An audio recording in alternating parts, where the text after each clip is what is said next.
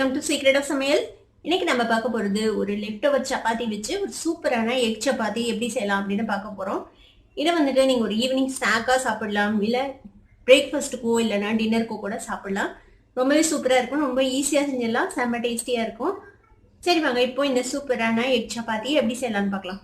இப்போ ஒரு பவுல்ல நான் வந்து 2 முட்டை எடுத்திருக்கேன். இப்போ இந்த முட்டையை வந்துட்டு நம்ம இதுல பிரேக் பண்ணி போட்டுடலாம். இப்போ இதை ஃபர்ஸ்ட் லைட்டா வந்துட்டு பீட் பண்ணிக்கலாம். இந்த மாதிரி பீட் பண்ணி வச்சுக்கோங்க. இப்போ இதுல வந்துட்டு நான் கொஞ்சமா வெங்காயம் பொடியா நறுக்கி வச்சிருக்கேன். இந்த வெங்காயம் சேர்த்துக்கலாம். ஒரு சின்ன சைஸ் வெங்காயம், ஒரே ஒரு பச்சை மிளகாய் அதையும் பொடியா நறுக்கி வச்சிருக்கேன். குடமிளகாய் கொஞ்சமா பொடியா நறுக்கி வச்சிருக்கேன், அதையும் சேர்த்துக்கலாம். அதே மாதிரி தக்காளி பழமும் ஒரு பாதி தக்காளியும் நறுக்கி வச்சிருக்கேன். நீங்க இதுல இதுதான் இல்லை, நீங்க வந்து கேரட் கூட துருவி சேர்த்துலாம், அதுவும் நல்லா இருக்கும். முட்டைக்கோஸ் கூட பொடியா நறுக்கிட்டு சேர்த்துலாம். உங்களுக்கு என்ன வெஜிடபிள்ஸ் பிடிக்குமோ அது சேர்த்திக்கோங்க. இது தேவையான அளவுக்கு உப்பு சேர்த்திக்கலாம். கொஞ்சமா மஞ்சள் பொடி சேர்த்திக்கோங்க. கொஞ்சமா சில்லி பவுடர், 2 பிஞ்ச் அளவுக்கு சில்லி பவுடர், ஒரு 1/4 டீஸ்பூன் பெப்பர் பவுடர் சேர்த்திக்கலாம். பெப்பர் பவுடர் உங்களுக்கு எவ்வளவு வேணுமோ அந்த அளவுக்கு சேர்த்திக்கோங்க. ஸ்பைசியா வேணும்னா கொஞ்சம் அதிகமா கூட சேர்த்திக்கலாம். இது கூடவே நறுக்குனா கொத்தமல்லி தலை கொஞ்சம் சேர்த்திக்கோங்க. இப்போ இது எல்லாத்தையும் திரும்பி ஒரு வாட்டி நல்லா மிக்ஸ் பண்ணிடலாம். இப்போ நம்ம எல்லாத்தையும் நல்லா மிக்ஸ் பண்ணியாச்சு. இப்போ இந்த மாதிரி நல்லா மிக்ஸ் பண்ணி ரெடியாக வச்சுக்கலாம். இப்போ ஒரு தவா அடுப்பில் வச்சுருக்கேன். இப்போ இதில் வந்துட்டு லேசாக எண்ணெய் விட்டுக்கலாம். நாம் இன்னைக்கு வந்துட்டு லெஃப்ட் ஓவர் சப்பாத்தியில் தான் செய்ய போகிறோம் இந்த முட்டை சப்பாத்தி.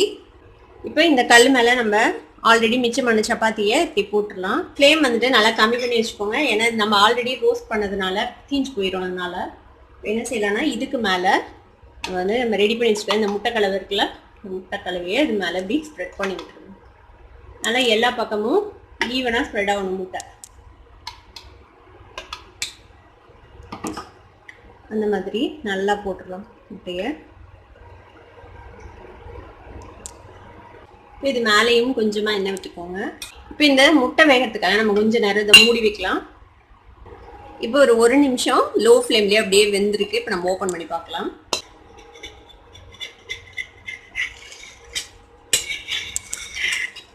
இப்போ இந்த சப்பாத்தியை நம்ம அப்படியே டர்ன் பண்ணி போட்டுடலாம் அடுத்த சைடு.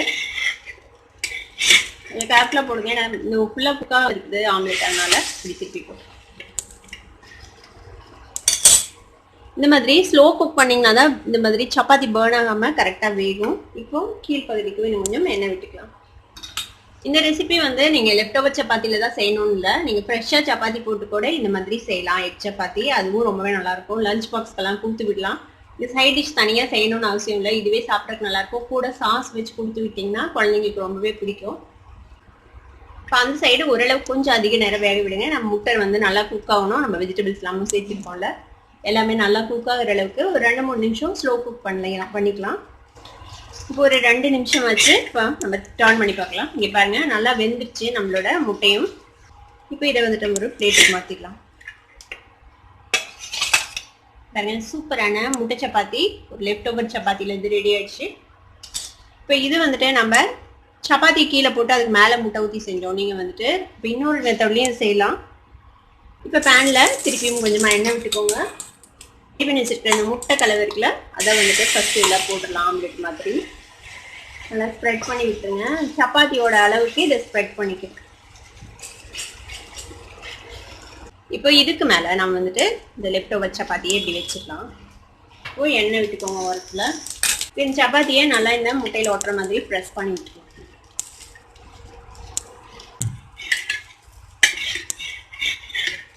இப்போ ஒரு 2 நிமிஷம் குக் ஆகிருக்கும். நம்ம ஆம்லெட் வந்து இப்போ வெந்திருக்கும் கீழே. இப்போ நம்ம டர்ன் பண்ணி போடலாம். பாருங்க, இந்த மாதிரியும் நீங்கள் வந்துட்டு செய்யலாம். அடுத்த சைடும் இந்த சப்பாத்தி வந்துட்டு குக் ஆகிறதுக்காக கொஞ்சமாக எண்ணெய் விட்டுக்கலாம். இப்போ இந்த சப்பாத்தியில் குக் ஆகிறதுக்கு ஒன்றும் இல்லை, லைட்டாக சூடானா போதும். இப்போ நம்ம இந்த சப்பாத்தியும் எடுத்துடலாம். பாருங்க, சூப்பராக நம்மளோட முட்டை சப்பாத்தி ரெடி ஆயிடுச்சு. இப்போ வந்து இந்த சப்பாத்தியை நம்ம வந்துட்டு ட்ரையாங்கிள் ஷேப்பில் வெட்டி நம்ம சர்வ் பண்ணலாம். பார்க்குறக்கும் அழகாக இருக்கும். குழந்தைங்களுக்கு ஒரு பீஸா சாப்பிட்ற எஃபெக்ட் கிடைக்கும். அதுக்காக நம்ம இதை வந்துட்டு ட்ரையாங்கிள் ஷேப்புக்கு வெட்டிடலாம். நீங்கள் இதுக்கு மேலே சீஸ் கூட தூவி குக் பண்ணலாம், அதுவும் நல்லாயிருக்கும். சீஸ் வந்து குழந்தைங்களுக்கு ரொம்பவே பிடிக்கும். நல்லா மெல்ட் ஆகி அது இன்னும் சூப்பராக இருக்கும். நீங்கள் அப்படி கூட ட்ரை பண்ணலாம். இங்க பாருங்க, இதுக்கு வந்துட்டு நீங்க தொட்டு சாப்பிட்றதுக்கு எதுவுமே தேவையில்லை. டொமேட்டோ சாஸ் இருந்தா போதும். ரொம்பவே சூப்பரா இருக்கும் சாப்பிட்றதுக்கு. இந்த சூப்பரான முட்டை சப்பாத்தியை நீங்களும் ட்ரை பண்ணி பாருங்க. ட்ரை பண்ணி பார்த்துட்டு எப்படி இருந்தது அப்படின்னு எனக்கு கமெண்ட்ஸ்ல ஃபீட்பேக் கொடுங்க. இந்த வீடியோ உங்களுக்கு பிடிச்சிருந்தா சப்ஸ்கிரைப் பண்ணுங்க, பக்கத்துல இருக்க பெல் ஐகானை கிளிக் பண்ணுங்க. அப்பதான் என்னோட நோட்டிபிகேஷன்ஸ் உடனே உங்களுக்கு வந்து சேரும். லைக் பண்ணுங்க, ஷேர் பண்ணுங்க. தேங்க்யூ ஃபார் வாட்சிங் this video viewers. Bye by.